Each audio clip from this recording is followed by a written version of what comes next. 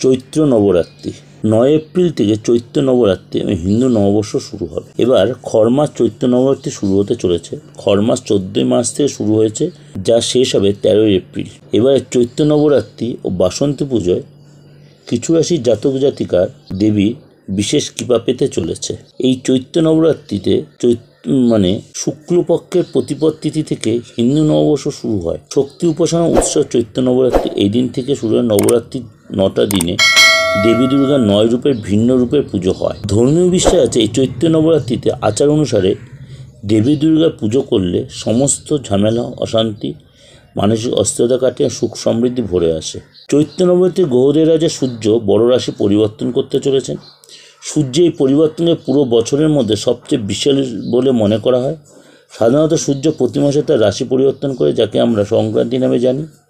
জ্যোতিষশাস্ত্র অনুসারে সূর্যের এই পরিবর্তন 12 রাশির উপর সবসময় বিশেষ কিছু প্রভাব ফেলে। 14ই মার্চ সূর্য মীন রাশিতে প্রবেশ করেছে এবং ঠিক 1 মাস পর, অর্থাৎ 14 এপ্রিল সূর্য আর মেষ রাশিতে প্রবেশ করবে। সেই সময় চৈত্র নবরাত্রি শুরু হয়ে যাবে। জ্যোতিষশাস্ত্রে মেষ রাশি হলো সূর্যের উচ্চতম রাশি।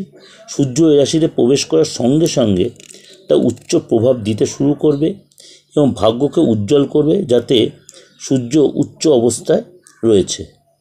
দেবী মায়ের কাছ থেকে বিশেষ আশীর্বাদ পাবেন এই কিছু রাশির জাতক জাতিকারা। প্রথম চলে আসি মেষ রাশি।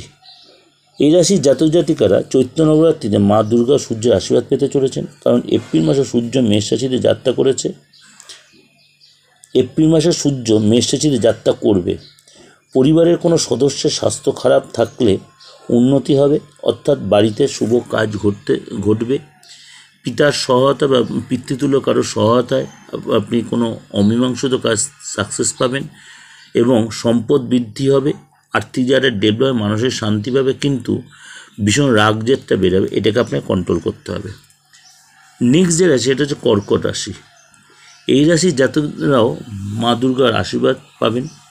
কর্মজীবনে এবং ব্যবসা জীবনে যথেষ্ট উন্নতি হবে। নতুন কোনো যোগাযোগ হবে এবং আপনার কোনো জীবনে নতুন কোনো সম্পর্ক তৈরি হতে পারে এবং দীর্ঘ ভ্রমণে যেতে পারেন কর্মসূত্রে, এবং সেটা আপনার জন্য যথেষ্ট সাকসেস হবে। জমি জায়গা সংক্রান্ত ঝামেলা মিটবে, কোনো জমি জায়গা কেনাবেচা করতে পারেন। আপনার ব্যবসা অর্থ বিনিয়োগ করলে এসব অনেকটাই অনুকূল আপনার থাকবে। নেক্সট যে রাশি, সেটা হচ্ছে সিংহ রাশি। সিংহ রাশি এসে যথেষ্ট সাপোর্ট পায়, মানসিক অস্থিরতা কোনো, আর্থিক জায়গায় যথেষ্ট ডেভেলপ হবে, আটকে থাকা অর্থ পাবেন। আপনি যদি চাকরি করেন সিনিয়র যথেষ্ট সম্মান পাবেন এবং ব্যবসা জায়গাটা যথেষ্ট ডেভেলপ করবে। এবং তারপরের রাশি হচ্ছে মীন রাশি। মীন রাশি মেষ রাশিতে সূর্যেরই গমন জাতকদের উপর যথেষ্ট শুভ প্রভাব ফেলতে চলেছে। প্রতিযোগিতামূলক পরীক্ষার জন্য যারা প্রস্তুতি নিয়েছেন তারা যথেষ্ট সাকসেস পাবেন এবং যথেষ্ট সফলতার সম্ভাবনা আছে। শিক্ষার্থীরা পড়াশোনা আগ্রহে বাইরে যাওয়ার সম্ভাবনা আছে। যারা এই সময় উচ্চশিক্ষা করতে নেই তারা এই সময় সাকসেস পাবেন।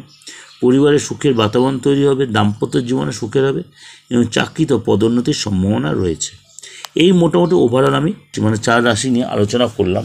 অবশ্যই এটা ওভারঅল ডিসকাশন, অলরেডি এতদিন আপনার প্রোগ্রাম শুনে বুঝে গেছেন, ভালো লাগবে। এবং এই যে চৈত্র নবরাত্রিতে অবশ্যই কেন যথেষ্ট ভালো সময়, এই সময় তন্ত্র মতে যথেষ্ট কাজ করা হবে।